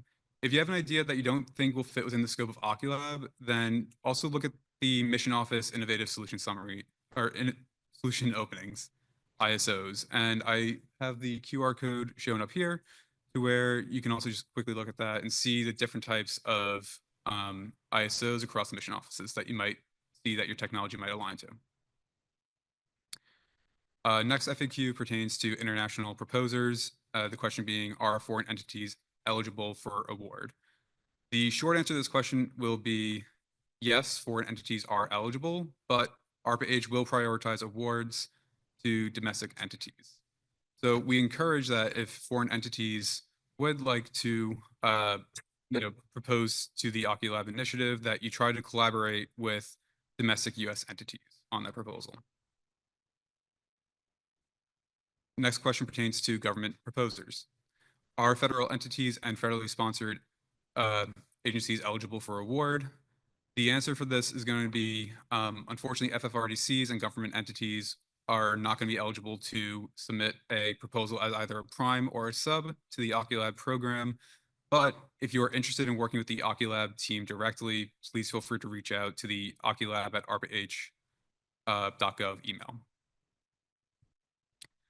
Next FAQ pertains to solution summary timelines and feedback. So I mentioned earlier is that you'll need to submit a solution summary, and that's the way that you'll get feedback to your technical concept. We will review those and provide brief comments as feedback. And with that, you'll also see two decisions that ARPA-H will be making, which is either encouraging you as the proposer to submit a full proposal or discouraging you as the proposer to submit a full proposal. As a reminder for when these solution summaries will be due for OCULAB, they will be due January 27th, 2025, no later than 5 p.m. Eastern Time. Next questions more relate now to the full proposals for OCULAB. May I submit a full proposal even if it is not recommended? So you can submit a full proposal to ARPA-H if it is not, and correct that. And if your proposal is discouraged, you can submit it to, your solution summary is discouraged, you can submit it to ARPA-H a full proposal. Next question, may I submit a full proposal if I do not submit a solution summary? The answer here is no. The only way to submit a full proposal to OCULAB that will be considered is if you do submit a solution summary. So please keep track of those timelines for solution summaries as well. Will feedback be provided for a full proposal and when? So feedback will be provided for full proposals according to the ISO selection criteria. So please refer back to that. As a reminder for when the full proposals will be due, they will be due April 14th, 2025, no later than 5 o'clock Eastern Time. Next will be the budget. To briefly touch on this, as Bill gave a great talk earlier regarding the budget. Overall, what we expect proposers to be bringing for budgets is a realistic, justifiable, comprehensive, and reasonable budget that aligns with the proposed solution. There will be no budget ceiling for this initiative, and the OCULAB program will not release the budgetary details. That will be some sort of target number for your budget. Another question regarding budgets is, can you explain the rules around the salary cap in our cost proposals? These rules pertain to a congressional legislative mandate that has placed a limitation on direct salary for individuals under NIH grants and cooperative agreement awards. To summarize this, more means that for any one person in 1 year, for any labor category and any level of effort, the maximum salary cap is $221,900. Last question relates to intellectual property as to who will own IP. So the government will not or does not take ownership of intellectual property produced under the awards, but for cooperative agreements or other transaction agreements, IP will be negotiated on. And the purpose of this for negotiating IP is more of just to ensure that IP restrictions do not keep breakthrough technologies from the people who can benefit from those technologies. Another question that we've been seeing come through online, and I think 1 or 2 people have asked here, is will these materials be available online? And they will. You can see these materials after this event within coming weeks. That will be posted to the OCULAB program website. And the QR code here is another link to the OCULAB program website. So before opening the floor, one thing to just quickly touch on is to, again, go back to the ISO and read the ISO. That can be found through the program website, sam.gov, and the materials that would be distributed after this event. Take time if you can to ask questions today. And if you still have additional questions after today, or you're not comfortable asking them in person, there is an opportunity for you to ask questions through the questions portal, which we access through the OCULAB program website. You can also email the OCULAB at ARPA-H.gov email, and we will try to get back to you as soon as possible for questions. So with that, I will open up for questions to the panel. So as you think about the answers to the questions that Chris posed, what I want you to keep in mind is how the level of transparency for the government. And so that we can't give information to one proposer that we don't give to everybody. And so when people come up to me and say, well, could you give me some advice on this? Or can I run my initial ideas past you? And the answer is no, not because I don't want to help you, but because I can't give you information that I'm not giving everybody. And so the reason for the FAQs is to have the answers available. And so if you submit a question to us on the website and we answer, we'll then put it as part of the FAQs, and so that everybody gets that answer, right? And so that's kind of the big view. Amy, just talk for a second about this idea of being transparent in the information. Yeah, I think that's exactly it, Cal. We want a level playing field for everybody that's going to submit. As you heard from Gina in her part, we do not evaluate your proposals against each other. There's no common statement of work here. We are evaluating your technical concepts. And we're evaluating the approach you're taking, and Cal and all of his reviewers are going to evaluate whether he thinks you can reach the scientific and technical goals of this program. And so in order to do that, we want to level that playing field at the very beginning. So you all have the same exact information as you are proposing, and then we'll evaluate what you've submitted to us. Great. Okay. Question. Steve. So my question is, can the PI have, at the onset of the project, dual or multiple sources for critical components? And if a sub-performer doesn't deliver, can you swap out?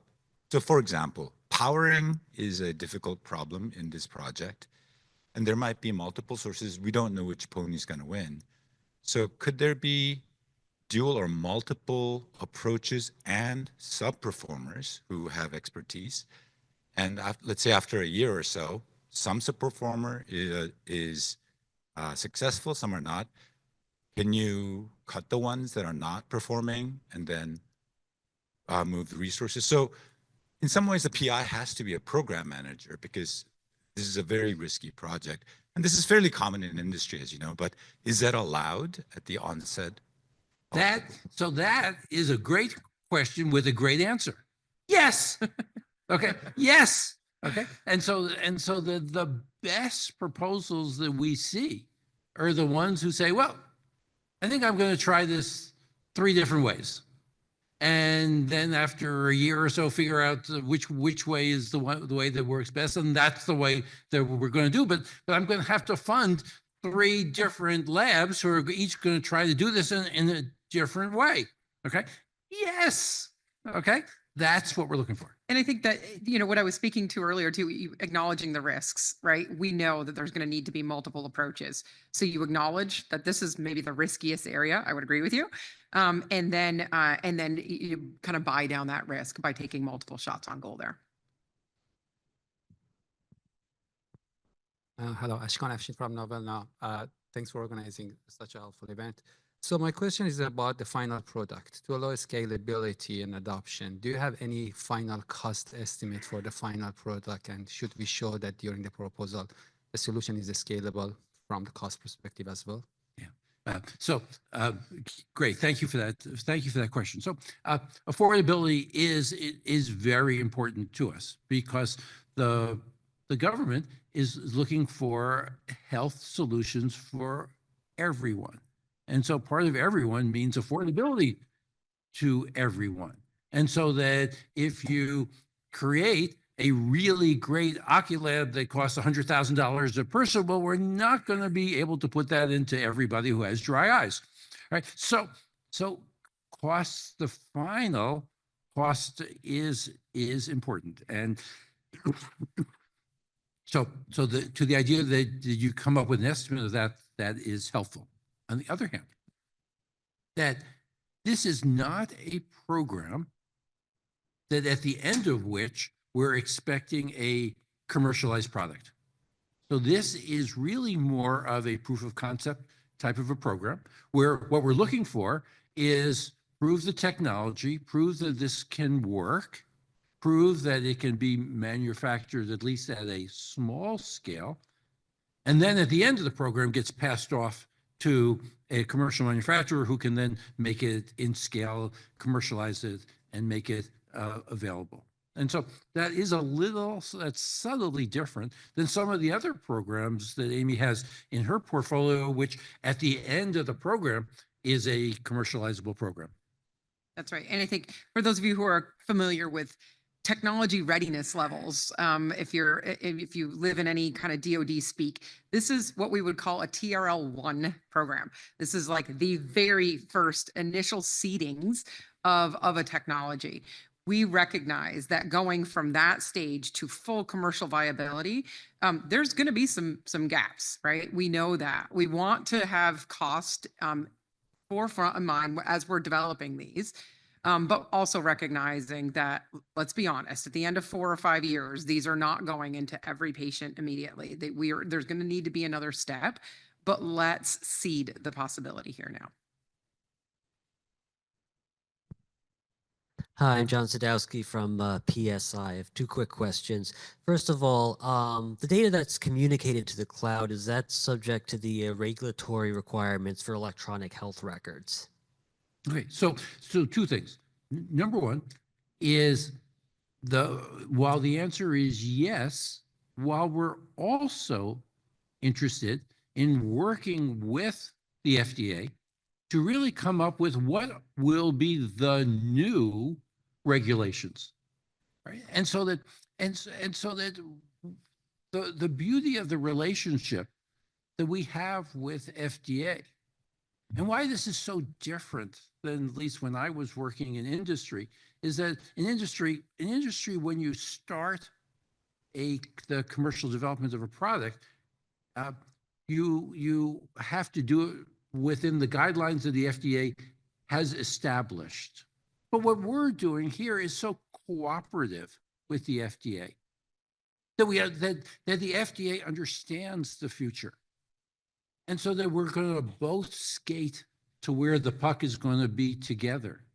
And so that if as we're developing this, we're cooperating with the FDA and coming up with what should be the regulations for the future, and which may be, by the time this program is over, very different from the way they are today.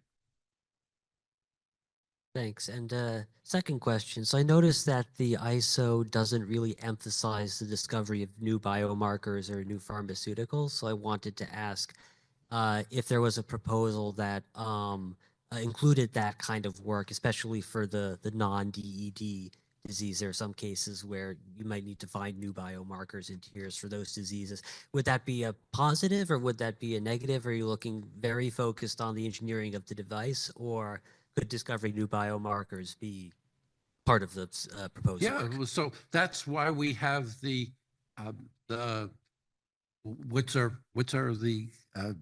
what's the name of the optional program?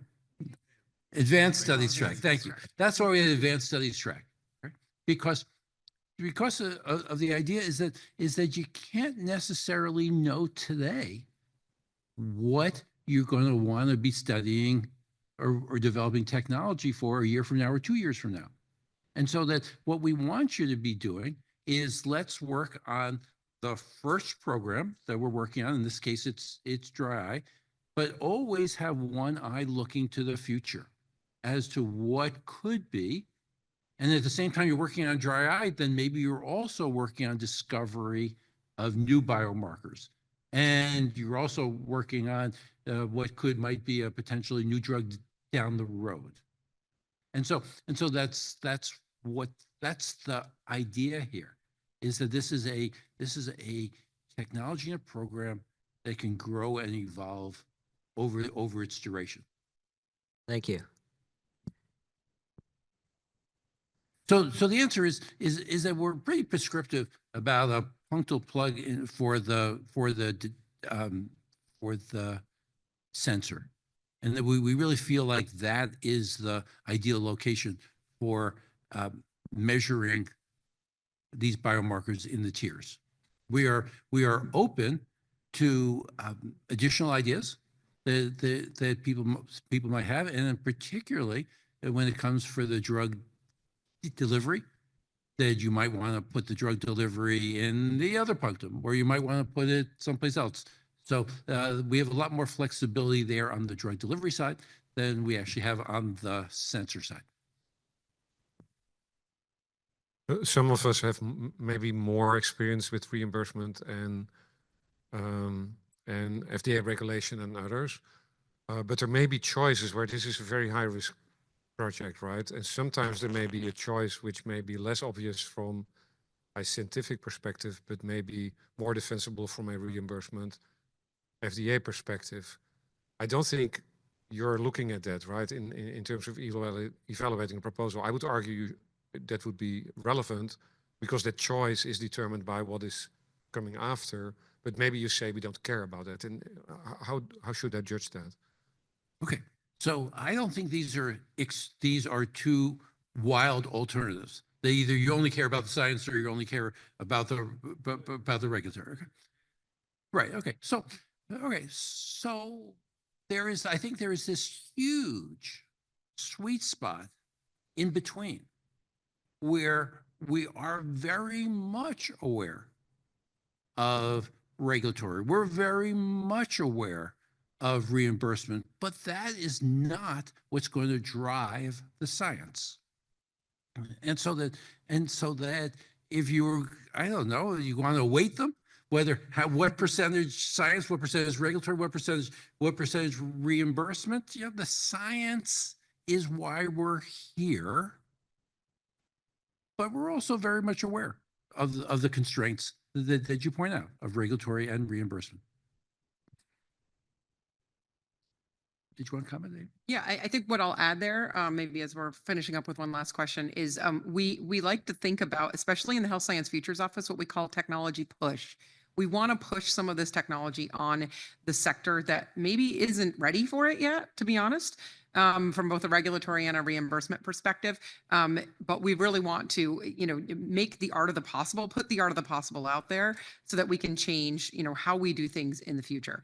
So while that is at the forefront of what we do, particularly in the Health Science Futures Office. So a lot of the stuff, when we're going to tech push and we're going to develop something, we're going to push it on the field, then it becomes our responsibility to work with our partners from the regulatory and reimbursement perspective to try to make that a reality. And that's why we do have that whole office that helps us do that. But that's what Cal and I will be doing on the background while we let you all focus on the great innovation. Great. And we have time for one more question. Okay, thanks. Leanne Labriola from Insight Technology. If we do have technology that gets past the tech ready 1 level and we move forward, could the budget include testing for V&V? Do you want us to follow ISO and FDA standards? Or also, what about clinical trials? Should we think about a CRO in the budget? Right. So to the extent that clinical trials are required for the commercialization, then the answer is no. So that's going to be part of what's going to happen when we pass this off. So what we really want to do is we're really at that proof of concept stage at the end. And if you have technology that you've already validated, that's great. And the time to advance that further, we'd be thrilled. Great. Thank you, Cal.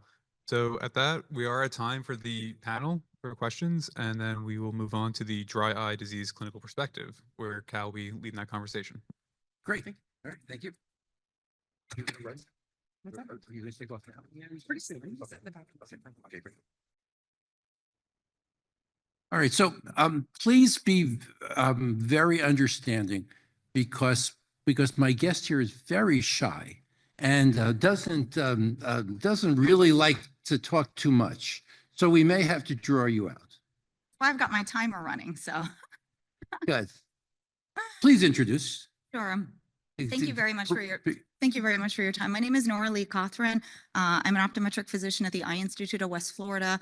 Right now, I practice in a multidisciplinary setting with every subspecialty of ophthalmology, but my main focus is glaucoma, neurological eye disease. Prior to my role as a physician, I was actually an intelligence analyst for the Department of Defense, and actually I had an opportunity to work with ARPA and the F-22 in its early getting off the ground, literally and figuratively. And so the ability to participate in this panel is actually quite an honor. And any type of clinical perspective that I can give, I'm more than happy to. Super. So the patients who we are initially looking to help with OCULAB are people with dry eyes. And so could you just briefly talk to us about what is it that patients with dry eyes experience, and just give us a range of the severity? So I've been in clinical practice for about 10 years now. And I think about, the arrow of time. And in the time period that I've been practicing, dry eye wasn't really taken that seriously about a decade ago. We had very few molecules, we had very few therapeutics, very few practitioners were open and willing to treat it because it was a disease that docs felt like was a uphill battle to try to manage. With over 50 million patients in the United States that are suffering from dry eye, and they could be along the range of everything from pediatrics all the way to adult patients. They present in a clinical setting very differently. They can be primary dry eyes just from aging, which is kind of what was really thought of to be the main the main bulk of dry eye that was out in clinical practice. But we understand that there are systemic diseases where dry eye is the number one symptom, ocular symptom. For example, rheumatoid arthritis, autoimmune conditions. We've got diseases like glaucoma, which I manage primarily with eye drops that cause dry eye. And you're saving the patient's vision by protecting the optic nerve in the brain. But at the same time, if the patient's windshield looks like it's been scrubbed with steel wool, the patient doesn't have a very good quality of life looking out. And so the patient either feels bad or they see bad. And the patients that don't feel bad, they're already at the severe stages of dry eye disease because you can actually get desensitization of the cornea where the patient loses sensitivity.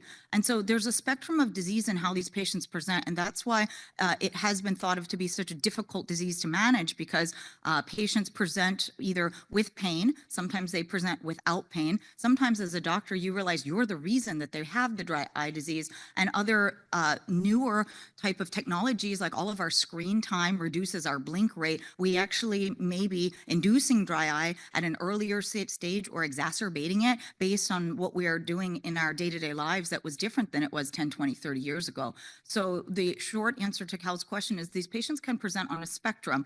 The ones that are in pain have usually seen lots of practitioners, and once you're a doctor that's actually taking their symptoms seriously and are able to treat them with the limited options that are out there, I've seen patients gain 4 or 5 lines of vision based on just treatment of their dry eye. So it's like having a beautiful car in your garage, but if the windshield's busted, you're not getting very far in it. And so as practitioners, not just within the eye care field, but within the full field of medicine, dry eye is impacting a lot of patients across a lot of different spectrums. And what do patients say to you about how their dry eye impacts their quality of life?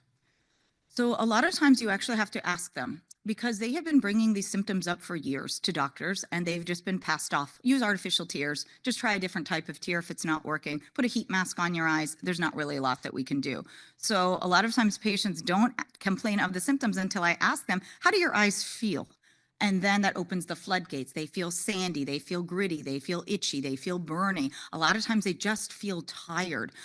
Not just the surface of the eye and the cornea, but dry eye can actually impact the lining of the eye, the palpebral conjunctiva. We can actually start getting areas where you get desiccation. It can actually impact the patient's appearance of their eyelids, and patients can get inflammation along the eyelid margin. So this is a disease that isn't just like having a little patch of dry skin. This is multifactorial disease, but it also affects lots of different components of the eye, all different layers of the ocular surface and beyond. So if someone's not an eye doctor, would you recognize someone who has dry eyes? Do they look different? Absolutely. Absolutely. These are the patients that you watch them and you watch them blink. The average patient's tear film should be staying on the eye for about 18 to 20 seconds. And in the microscope, as a glaucoma doctor, we put a yellow dye on the eye called sodium fluorescein to check the eye pressure. That also allows me to check what their ocular surface looks like as far as their dryness. And if I see a patient that has a tear breakup time, they're blinking every 2 or 3 seconds, they're trying to autonomically induce the tear production to try to maximize the tears on their eyes that aren't already there. So you may see a patient that's blinking a lot. You may see a patient that's trying to squeeze the eyes, trying to close the palpebral fissure to get the small amount of tears that are there to be thicker. So like putting, instead of icing over a cake, icing on a cupcake, they're just really trying to get the tears on there. You may see a patient rubbing the eyes if they feel sandy. You may see a patient wearing sunglasses indoors and because the eyes feel photosensitive. Patients oftentimes, if they have dry eyes, air conditioners, fans, anything that's hitting the eye, you'll actually see them physically flinch when they come into contact with those types of stimuli from the environment. And so how is it that we treat people with dry eyes today? So right now, the therapeutic toolbox is limited at best. When I started practicing 10 years ago, we had a molecule called cyclosporin, and that was about it. And so it was artificial tears or cyclosporin, and that was it. Cyclosporin, as most of you are aware, just works to increase tear production, but there are multiple aspects of how dry eye happens. It's more than just having tears. In that time period that I've been practicing, we have a molecule called lifitegrast that's on the market. It lowers some of the T cells and lowers some of the inflammatory components that are suspected to lower the inflammatory components within the tear film. And then we have a perfluorohexyloctane, which is a molecule that mimics the natural oil that floats on top of the surface. And so we have very few things in the toolbox. It's like trying to be a chef and you've only got 3 ingredients in the toolbox. And so the options are very limited. So most practitioners will start with an artificial tear, and then they will start with some of these components, but some patients will still be symptomatic even with these out there. That's why I think this initiative is so important, because to have something that is present within the eye, and the thing is with all of those medicines, patients have to do them. So you can have a medication there, but if a patient isn't putting that into the eye at the therapeutic interval, they're not going to get you're kind of just maintaining a system without actually healing it or having that 24-hour capability to release medicine into the eye. But one of the problems of administering tears is actually what happens to the tears when you put them in someone's eye. And so if you put a drop in someone's eye, well, maybe about 50% of it just runs off. Another 40% of it gets absorbed systemically. Maybe only 10% of that drop actually stays and medicates the eye.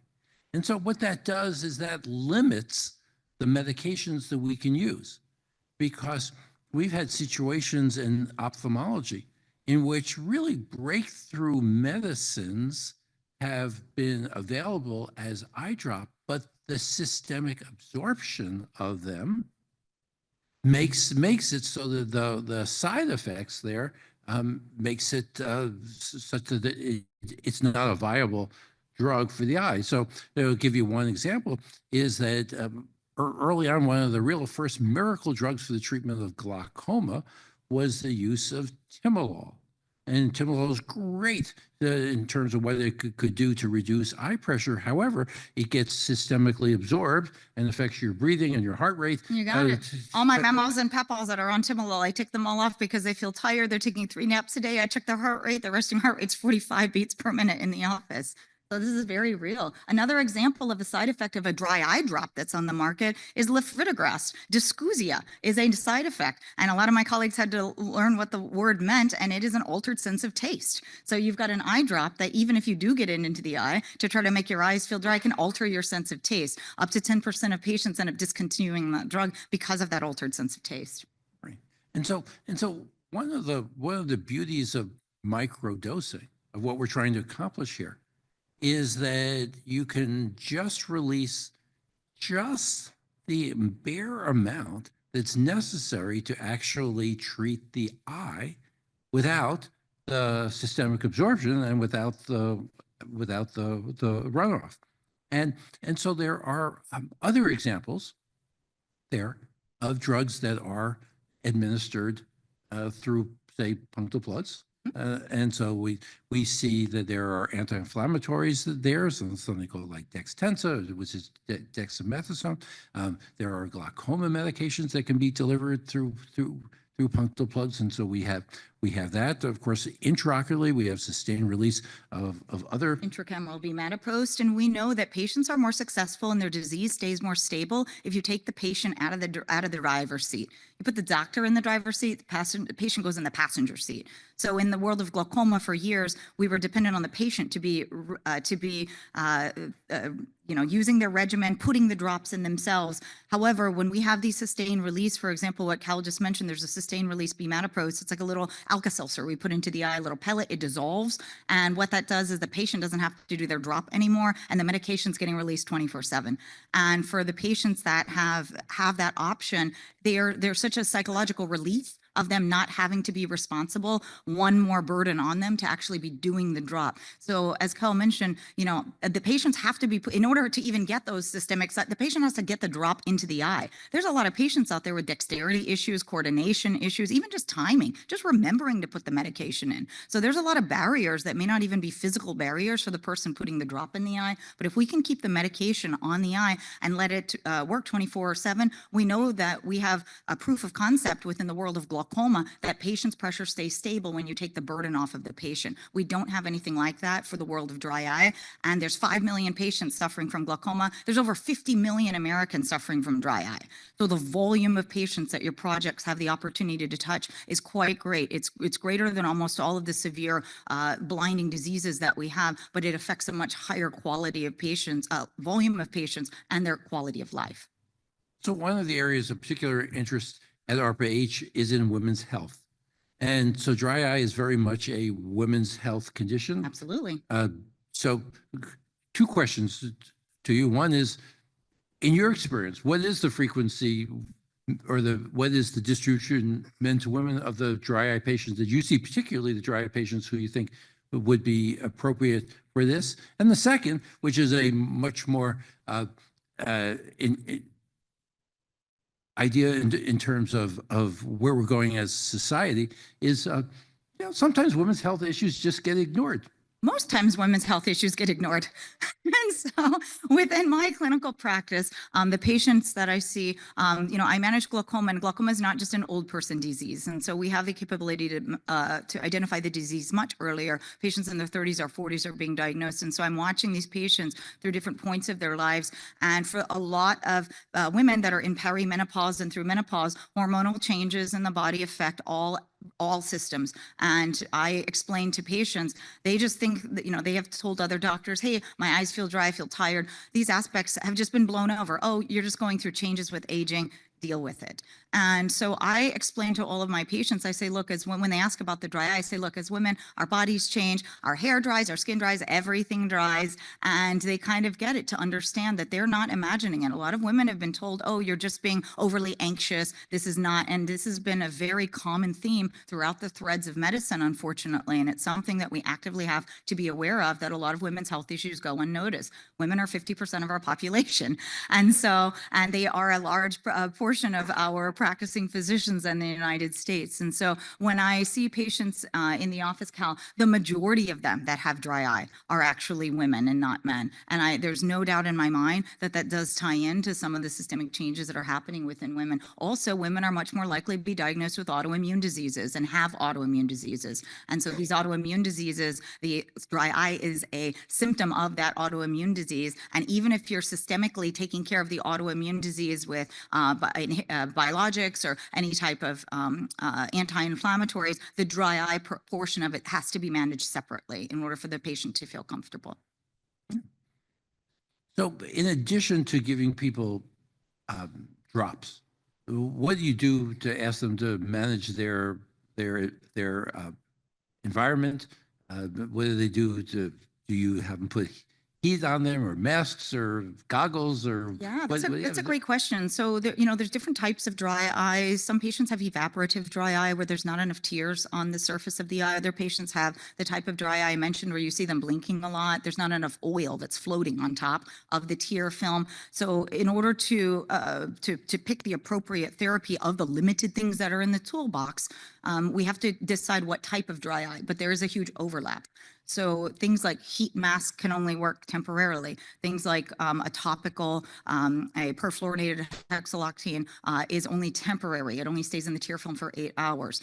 We have to put a regimen together, and there's you may have a recipe or a textbook kind of paradigm, but what works on paper and what works in real life are very separate things. So for doctors that are not just solely managing glaucoma, but they're managing the patient's other diseases of the eye, you have to balance out therapy to make sure that what you're doing is not going to impact. So if I've got a patient using 3 glaucoma drops a day, and then I want them to put in a dry eye drop twice a day, that is a lot of drops going into the eye. And I run the risk of flushing out my glaucoma medications at the expense of treating their dry eye. So there is a balance that most practitioners are having to make. They're having to compromise the patient's quality of life, the patient's comfort.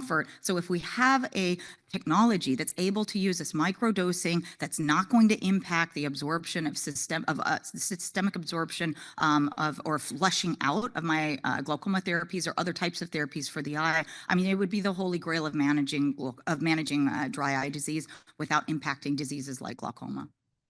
So after your eyes have been bothering you and you can't see and your vision's been miserable and you're missing work and you can't enjoy life with your family, it can start getting to you. Absolutely. Absolutely. The patients that suffer from dry eye have higher rates of anxiety and depression. And that is factual. It's within the psychiatric literature. The cornea has the highest density of nerves in any place in the body as far as the volume of nerves and the sensitivity of the nerves. And so I have patients that have come to me and they're referred to care for me for glaucoma, but their dry eye is so severe, this patient's quality of life, I've had patients that are suicidal because of how uncomfortable their eyes feel. For some of those patients, I have to have them fit with a scleral contact lens, like a vault over the top, just to keep tears on the eyes. I mean, we have patients that have temporal tarsorrhaphies, meaning we sew the eyelid half shut to try to keep tears onto the eyes. These sound like extreme measures, but these are things happening every day in all of your communities to keep patients comfortable and to keep them safe. From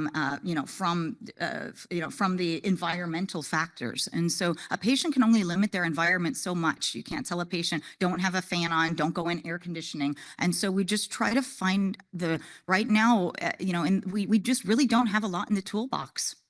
So final question.